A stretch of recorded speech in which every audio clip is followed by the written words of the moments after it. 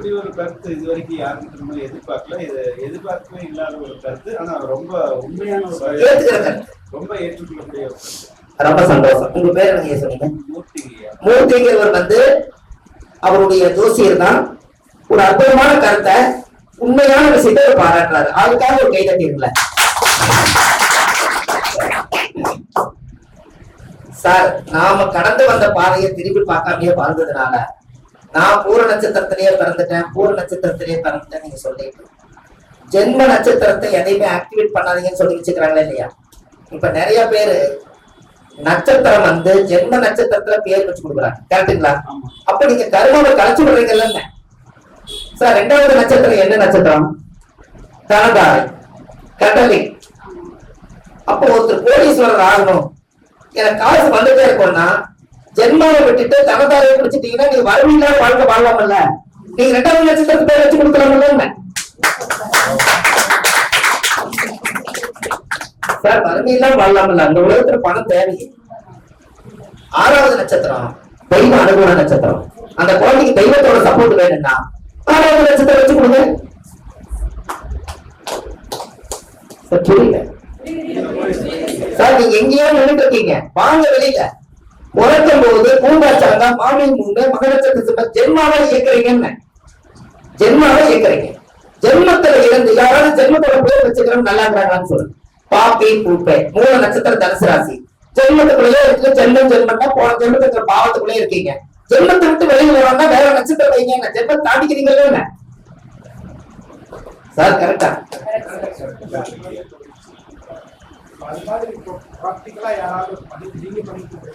Sir? எதுக்கு நீங்க என் பேர் மாரிமுத்து, நான் சுபம் மாரிமுத்து வைக்கிறேன். சாசி சூசிய சுபம்னா குரு தானே சார். சுபம்னு வைக்கிறோம், மாரிமுத்துன்னு முன்னோர்கள் வச்சுட்டாங்க. ஆனா நம்மளுக்கு என்ன சுபம்னு வைக்கிறோம். சுபம்னா என்ன? 27வது நட்சத்திரம். சுபம்னா வணங்கத்தக்க நிலை. அவ்வளவுதான், முடிஞ்சு போச்சு. வந்த ஒரு வணக்கம் கிடைக்கவே இல்லைங்களா? நீங்க எதுவா இருக்கிறீங்களா வேலை செய்ய சார். ஜென்ம நட்சத்திரத்துல பேர் வச்சு எல்லா பேருமே ஜென்மாவிலேயே போய் நின்றது. அந்த ஜென்மத்துல இருந்து நம்மளால வெளியில வர முடியல. அப்ப நம்ம அந்த பிறந்த நட்சத்திரத்தை நீங்க பேர் வச்சு கொடுத்தா அந்த குழந்தைக்கு தாத்தாவுடைய சொத்து பிள்ளைகிட்டா தாத்தாவுடைய பாவம் பிள்ளைகிட்டான்.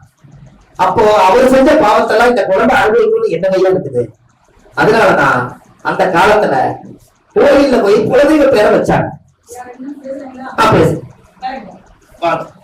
வாழ்க வளமுடன். திருச்சிற்றம்பலம். வணக்கம் ஐயா. ஐங்கரன் ஜோதிட பயிற்சி மையம் நாமக்கல் மாவட்டத்துக்கு வந்ததற்கு என்னுடைய வாழ்த்துக்களை வணக்கங்களை தெரிவித்துக் கொண்டு தமிழ்நாடு அகில உலக மகளிர் ஜோதிடர் அணி நாமக்கல் மாவட்ட தலைவியாக இருக்கிற போனதுல ஐயா ஆபீஸ் போயிருந்தோம். அற்புதமான வரவேற்பு. ஃபேமிலி எல்லாருமே அழகான ஒரு குடும்பம், ஒரு புதிய குடும்பத்தை கண்ட ஒரு மகிழ்ச்சி. அதுக்கே ஐயா ஒரு பாராட்டு நம்ம வைத்துக்கலாம். ஐயா சொன்ன மாதிரி இது ஐயா முன்ன சொன்னது ஏஎல்பி பத்ம மகாலிங்கம்னு ரொம்ப வராங்க. இதோட இதுல இருக்காங்க. அது அச்சய இலக்கரி பദ്ധதிங்கிற ஒரு அமைப்பு. நம்ம பிறந்த ஜென்ம ஜாதகத்தை எடுத்துட்டாலும் ஒரு வயசுக்கு 3 டிகிரி, அப்ப 10 வயசுக்கு நம்ம 30 டிகிரி ஒரு பாகை ஆக்டிவேட் ஆகுது. அப்படி நம்ம அதை முறையில கணிச்சு பாக்குறப்ப இப்ப நமக்கு என்ன திசா புத்தி நடக்குது, என்ன புத்தி நடக்குது நம்ம வச்சு பார்த்தோம்னா ஜோதிடம் ஒன்னாதான் இருக்கும். எங்க சுத்தினாலுமே ஜோதிடம் ஒரு இடத்துல முடியும். பராசர முறைங்கிறது நமக்கு பேசிக் அஸ்ட்ராலஜி தான். ஆனா நாடி ஜோதிடம், சார ஜோதிடம், சீவநாடி ஜோதிடம், எத்தனை ஜோதிடங்களை நம்ம எடுத்துக்கலாம். பிறகு நாடி, சமசப்தரிசி நாடி, எந்த நாடிகளை நம்ம எடுத்தாலும் எங்க டச் பண்ணாலும் பாவகங்களும் தான் போதும். தொடர்பு கொண்டாந்து முடிக்கிறது இந்த பிரபஞ்சம் எதுல முடிக்குதுன்னா அக்யூரட்டா முடிக்கிறது அதே அமைப்புலதான் முடிக்கும். ஐயா சொன்னது அது உண்மைதான். அப்ப அந்த டிகிரிகளை நம்ம பிரிக்கணும். இப்ப 40 வயசு நம்ம நடந்துட்டு இருக்குதுன்னா எந்த ஆக்டிவேஷன் எங்குதுன்னு பாக்குறப்ப நமக்கு அந்த 4வது இடம் 3வது இடம் தான் இயங்கும். சரிங்களா? ஐயா சொன்னதுல இது முழுக்க முழுக்க இன்னொரு உண்மை. என்னுடைய நட்சத்திரம் சிம்ம ராசி மக நட்சத்திரம். அப்ப எனக்கு பேர் பாத்தீங்கன்னா மாமி மூமே இடத்துலதான் வரணும். என்னுடைய குலதெய்வத்து பேரு அந்த காலத்திலேயே சந்திர குல ராசாத்தி மகாலட்சுமி தாயார், அப்புறம் தங்களையாண்டவர்ங்கிறது என்னுடைய குலதெய்வத்து பேரு. எங்க அப்பா வச்ச பேர் ராசாத்தின்னு தான் வச்சுட்டாரு. இன்னைக்கு பார்த்தோம்னா நிறைய இதுல ஜொலிச்சுக்கிட்டு தான் வர்றேன். ஒன்னும் பிரச்சனை இல்லை. அப்படிங்கிற அந்த ரா எழுத்து எதுல இயங்குதுன்னு பாக்குறப்ப சுவாதி நட்சத்திரத்துல இயங்குது. அப்ப நமக்கு துலாம் ராசி தான் இயங்குது. சிம்ம ராசியோட துலாம் இயங்குது. துலாம் ராசிங்கிறது பலமா இயங்கிட்டு வருதுங்கிறது என்னுடைய கருத்து. பேருக்கும் நமக்கு இதுக்கு சம்மந்தம் இல்லை. துலாம் எத்தனாவது தார? 6வது தார, சாதகத்தார. அப்ப சாதகத்தாரனா குலதெய்வத்தினுடைய அனுகிரகம் இயங்குது. குலதெய்வத்தினுடைய அனுகிரகம் பலமா நமக்கு இயங்கிட்டு வருது, சிறப்பா இயங்குது. அப்ப நிறைய நம்ம பேர் வச்சுட்டு நம்ம வந்து ஏன் இப்படி இருக்கிறோம் அப்படின்னு நம்ம நினைக்கிறத விட, சாதகத்தாரையா இருக்கட்டும், சம்பத்து தாரையா இருக்கட்டும், தனத்தாரை ஐயா சொன்ன மாதிரி இதுல நம்ம ஒரு நேம் போர்டு, ஒரு நம்ம கடை வைக்கிறோம், குழந்தைங்களுக்கு நம்ம மாற்றங்கள் பண்றோம், இது நியூமராலஜி நேமாலஜின்னு சொல்லுவோம். இதன் அடிப்படையில 2வது தாரையாகவும் 4வது தாரையாகவும் 6வது தாரையாகவும் 8வது தாரையாகவும் பரமமைத்திரமான 9வது தாரையை நம்ம எடுக்கிறப்ப வாழ்க்கையில சுகமோ சுகம், வெற்றியோ வெற்றி, இன்பமோ இன்பத்தை தான் அடையிறோம். இதுல இருந்து துளி மாற்ற கருத்துக்கள் இல்ல. இன்னைக்கு முன்ன வந்து நமக்கு பிரபஞ்சம் இவ்வளவு வளரல. இப்ப பிரபஞ்சங்களும் வளர்றப்ப அறிவியல் விஞ்ஞான ஜோதிடர் ஐயாவுடைய பெயரே நமக்கு மெய்ஞானத்தை விட விஞ்ஞான ஜோதிடர் சிறப்பா வந்து செயல்பட்டு வராரு. எனக்கு சிறிய வாய்ப்பு கொடுத்த ஐயா அவர்களுக்கு வாழ்த்துக்களையும் கூறிக்கொண்டு விடைபெறுகிறேன். அவங்களோட கருத்தை ஆனந்தமா சொல்லிட்டு போறாங்க. அப்போ அவங்களுக்கு ஒரு நன்றி. பாருங்க, வளரும் ஜாதகம்னு இது ஒரு கான்செப்ட்.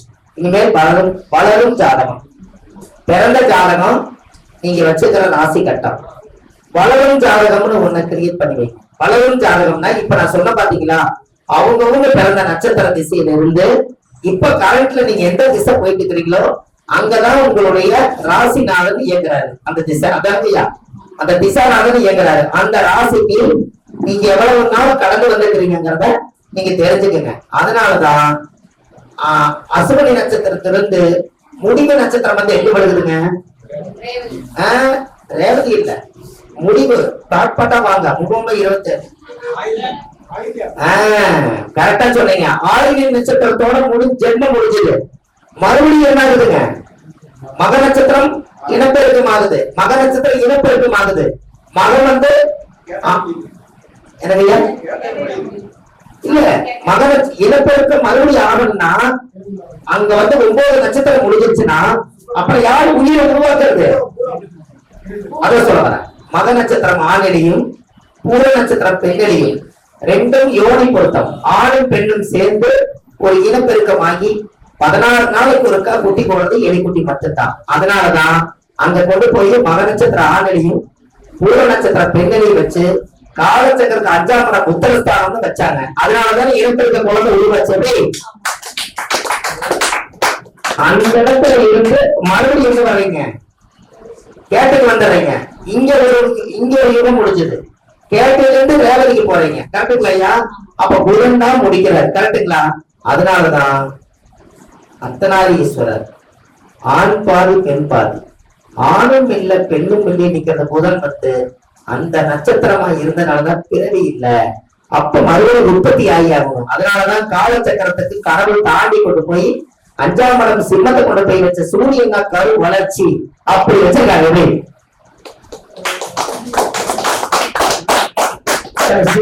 சூச்சலுக்குள்ள இருக்கு, நீங்க எடுத்தீங்கன்னா போதும். சூச்சல் ரகசியம். 5ஆம் இடம் தாம்பத்தியா, அது தாம்பத்தியத்துக்கு யோகின்னு வச்சிருக்காங்க. திருமண பொருத்தத்துல 5ஆம் நம்பர் என்ன வருது? தினம், கணம், மகேந்திரம், திரீதிர்க்கம், யோனி. இங்க எத்தனை வருது? 5. அந்த காலச்சக்கரத்துக்கு 5. அப்ப ஆண்களையும் பெண்களையும் 16 நாள் இனப்பெருக்கக்கூடிய மிருகத்தை இது வரைக்கும் நீங்க வாழ்க்கையில பாத்துக்கிறீங்களா? எலிக்குட்டி 16 நாள் கொட்டி கொடும் எப்படி? அதனாலதான் ஆண்களையும் பெண்களையும் வச்சாங்க. அந்த ரெண்டும் சேர்ந்து அங்க கரு உருவாகி அந்த 5ஆம் இடம் உத்தரஸ்தானத்துலதான் இனப்பெருக்கத்தை கொண்டு போய் வச்சிருக்காங்க. அதனாலதான் சிம்ம ராசி என்பது பெண் சிங்கம் வேட்டையாடி ஆண் சிங்கத்தை கொண்டு வந்து கொடுக்கும். ஆண் சிங்கம் வேட்டையாடாது.